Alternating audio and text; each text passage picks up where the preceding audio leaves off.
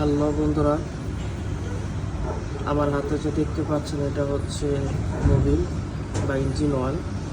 এটা আজকে নিয়ে আসলাম এই কারণে, বাইকের চেনে লুপ দেওয়া অনেক বড় একটা প্রবলেম। বাইরে নয়েজ হচ্ছে কিছু মনে করেন না, বাইকের চেনে লুপ দেওয়া অনেক বড় একটা প্রবলেম। তো আমি বাইকের চেনে লুপ দেওয়ার জন্য একটা ছোট ক্যান কিনছিলাম দারাজ থেকে, কিন্তু ওগুলো নষ্ট হয়ে যায়, ব্যবহার করা যায় না। 2-3টি বারই ব্যবহার করতে পারছিলাম।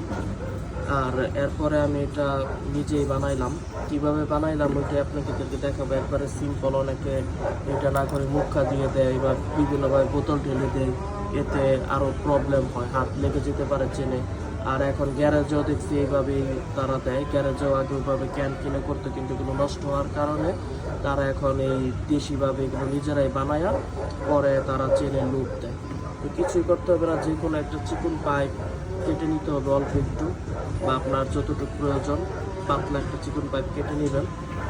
আর এই কেচি দিয়ে আমি এই বোতলের মুখখানা ছিদ্র করে নিয়েছি পাইপের মাপ মতো।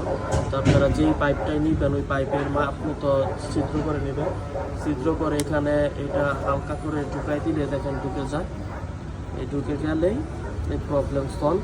এরপরে চেনে সুন্দর করে লুপ দিবেন, ইঞ্জিন অয়েলও নষ্ট হবে না, আর চেনে সুন্দরভাবে লুবও হয়ে যাবে।